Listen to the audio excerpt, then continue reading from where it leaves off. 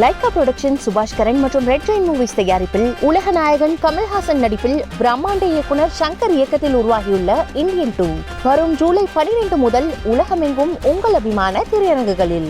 இந்து அப்படின்ற அந்த கார்டு மீண்டும் மீண்டும் பயன்படுத்தப்படுதா? நாடாளுமன்றம் வரைக்கும் பிரதமர் அந்த வார்த்தைகளை பயன்படுத்துறாரு. அதற்கான அவசியம் இருக்கு இல்ல இன்னும் அது எடுபடும்னு நீங்க நினைக்கிறீங்க? இல்லைங்க, இது ஏதோ நாங்க முதல்ல பேசுற மாதிரி பேசுறீங்க. பேசுனது அனுராக் தாக்கூர் தான் அயோத்தி பத்தி.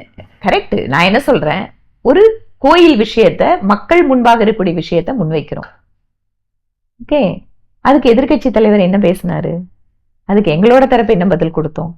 அதனால ஹிந்து அப்படிங்கிற ஒரு சொல்லாடலையே அரசியல் இருந்து தவிர்த்தரணும் அப்படின்னு நினைச்சா எல்லாரையும் சமமா பாக்குற எண்ணம் எல்லா அரசியல் கட்சிக்கும் இருக்கணும். இல்ல, இந்துன்ற வார்த்தையை ராகுல் தவிர்க்க சொல்லல. இந்து மதம் அன்பை போதிக்குது, அகிம்சைய போதிக்குது, சகோதரத்துவத்தை போதிக்குது, எல்லா மத வெறுப்ப போதிக்கல அப்படின்னு அவரு சொல்றாரு. ஆனா இந்துன்னு சொல்லக்கூடியவர்கள் மத வெறுப்போடு பேசுறாங்க அப்படின்னு அவரு குற்றச்சாட்டு வைக்கிறாரு. அதாவது வித்தியாசம் அங்கதான் இருக்கு. ஹிந்து மதம் என்னைக்குமே வெறுப்ப போதிக்கல. ஹிந்து மதம் இன்னைக்கு யூனிவர்சல் பிரதர்ஹுட் அப்படிங்கிற விஷயமே ஹிந்து மதம் தான். அதனாலதான் இன்னைக்கு சர்வதேச சமய அரங்குல சுவாமி விவேகானந்தர் பேசினதுக்கு அப்புறம் அங்க இருக்கக்கூடிய மக்கள் ஆதரவோ இல்ல அதற்கு பின்பாக உலக மக்களுக்கு ஏன் நம்மளோட மதத்தை பத்தி ஒரு தெரிஞ்சுக்கணும், அதை பத்தி கேட்கணும் அப்படிங்கிற ஒரு ஆர்வம் வந்தது. ஏனென்றால் யூனிவர்சல் பிரதர்ஹுட் அப்படிங்கிறது எதை தாண்டியும் இல்லை. ஏனென்றால் இந்த நாடு தான் உலகத்திலிருந்து பல்வேறு நாடுகளிலிருந்து மத ரீதியாக துன்புறுத்தப்பட்டவர்கள் இங்க வருகின்ற பொழுது கௌரவத்தோடு அவர்களோட சுதந்திரத்தோடு வாழ வச்சது இந்த நாடு.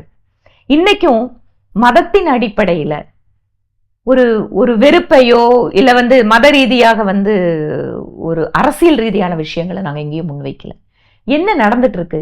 ஹிந்து அப்படின்னு சொல்றதால இந்த நாட்டுல சிறுபான்மை மக்களுக்கு கிடைக்கக்கூடிய நிறைய அதிகாரங்களோ சலுகைகளோ அவர்களுக்கு மறுக்கப்படுது. அப்படிங்கும் போது பாதிக்கப்படக்கூடிய மக்களுக்கு குரல் கொடுப்பது ஒரு அரசியல் கட்சியோட பணி. ஒரு குரலாக ஒழிப்பதற்கு ஒட்டுமொத்த இந்துக்களின் பிரதிநிதியாக பாஜக இல்லைன்றார் ராகுல். நாங்களும் பிரதிநிதின்னு சொல்லலைங்க, ஆனா அந்த குரலை வாய்ஸ் நாங்க பண்றோம், அந்த பிரச்சனையை எடுத்து பேசுறோம். நாங்க ஒட்டுமொத்த ஹிந்துக்களுக்கு நாங்க தான் பிரதிநிதின்னு சொன்னோமா? சொல்லிக்கிறீங்கன்னு ராகுல் சொல்றாரு. ராகுல் அவ்வளவுதான் அவரோட அண்டர்ஸ்டாண்டிங். அதுக்கு மேல நாங்க என்ன சொல்றோம்? ராமர் கோவில் பிரதிஷ்டைக்கு எதிர்கட்சிகள் வரல. ராமர் கோவில் எலெக்ஷன்ல முடிஞ்ச பிறகு நாங்க உங்களை இலவசமாக அங்க அழைச்சிட்டு போவோம். காங்கிரஸ் ஆட்சி பொறுப்புக்கு வந்தா புல்டோசர் வச்சு ராமர் கோவிலை இடிச்சிருவாங்க. நீங்க சொன்னீங்க இல்லையா, நாங்க மத அடிப்படையில நாங்க எதையுமே முன்னிலைப்படுத்துறது இல்லைன்னு. ஆன்மீகம் வேறு அரசியல் வேறுன்ற அந்த புரிதலோடு இதெல்லாம் அணுகி இருக்கணுமா?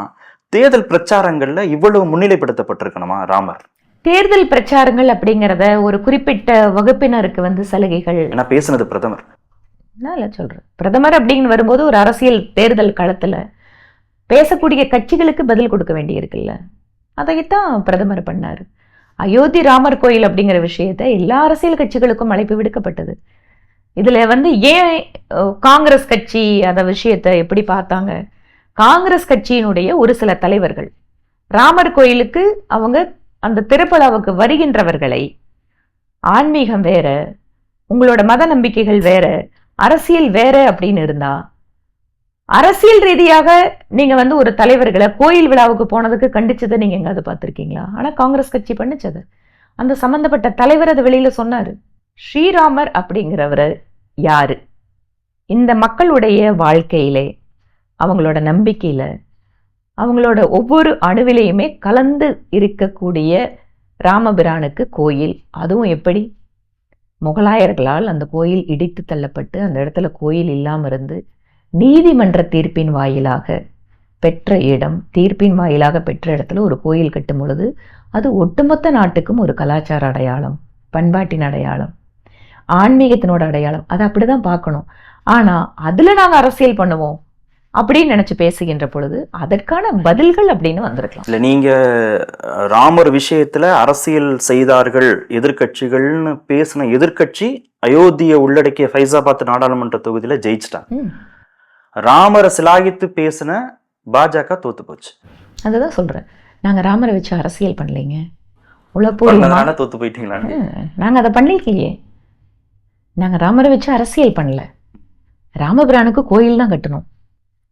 மக்கள் அங்க வேற இன்னொரு கட்சிக்கு வாய்ப்பு கொடுத்துருக்காங்கன்னா அது அவங்களோட விருப்பம், அதை மதிக்கிறோம்.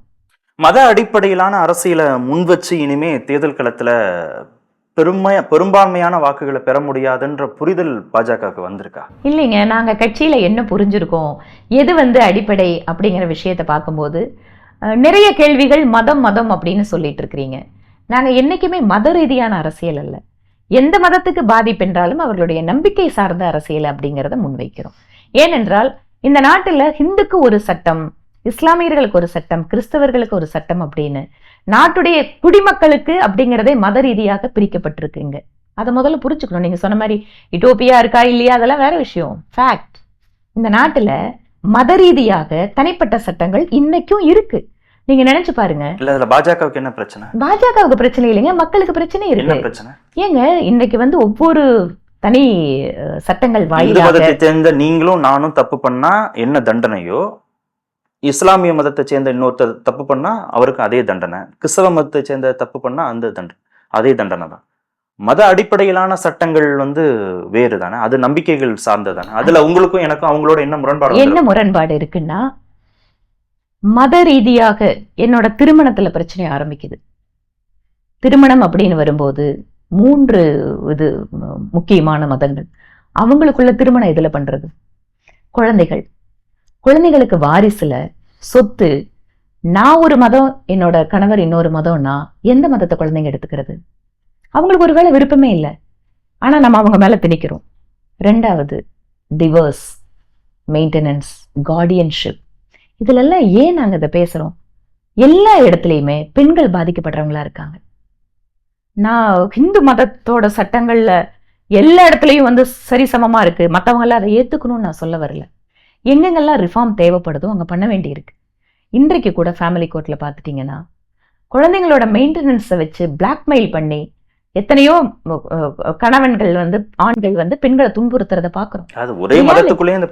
அதனாலதான் சொல்றாங்க ரிஃபார்ம் பண்ண வேணாமா, எல்லாத்துக்கும் அந்த கோடிஃபிகேஷன் கொடுக்க வேண்டாமா? அதனால இந்து மதத்துல எங்க டிஸ்கிரிமினேஷன் இருக்கோ, எங்க பாரபட்சம் இருக்கோ, அதையும் சரி பண்றதுக்காக தான் பொது சிவில் சட்டம் அப்படிங்கிறோன்னு நாங்க முன்வைக்கிறோம். அதனால மதம் எனக்கு உங்களுக்கு பிரச்சனை இல்லாம இருக்கலாம், ஆனா தனிப்பட்ட அவர்களுடைய வெறுப்பு சார்ந்த விஷயங்களில் மதம் என்பது சட்டங்கள் மக்களை பிரித்து வைத்திருக்கிறது. இல்ல அது உரையாடல் மூலமாக, அந்த மத தலைவர்களுடனான உரையாடல்கள் மூலமாக அவங்களையும் உள்ளடக்கியதன் மூலமாக தானே இதை சாத்தியப்படுத்த முடியும். நிச்சயமாங்க. நீங்க அப்படி பாத்துட்டீங்கன்னு சொன்னா ராம ஜென்ம பூமி ட்ரஸ்ட் எத்தனை முறை இதுக்கான பேச்சுவார்த்தை பண்ணாங்க, எத்தனை முறை வக்ஃப் போர்டோட பேசினாங்க, இஸ்லாமிய மத தலைவர்களோட பேசினாங்க. முயற்சி எடுக்காம இல்ல, முயற்சி எடுத்துட்டே தான் இருக்கும்.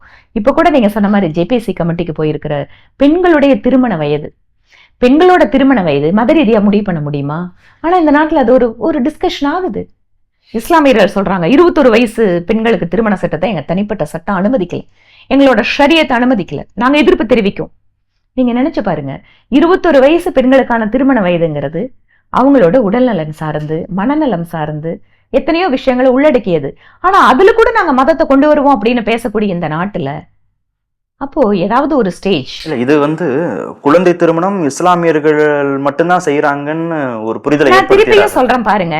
நான் யாரு செய்யறாங்க, யாரு அதை மீறாங்க, எல்லாத்தையும் ஒரு பொதுவான சட்டத்துக்குள்ள கொண்டு வரணும்னு சொல்றேன். நான் லைகா புரொடக்ஷன் சுபாஷ் கரன் மற்றும் ரெட் ஜெயின் மூவிஸ் தயாரிப்பில் உலக நாயகன் கமல்ஹாசன் நடிப்பில் பிரம்மாண்ட இயக்குனர் சங்கர் இயக்கத்தில் உருவாகியுள்ள இந்தியன் 2 வரும் ஜூலை 12 முதல் உலகமெங்கும் உங்கள் அபிமான திரையரங்குகளில்.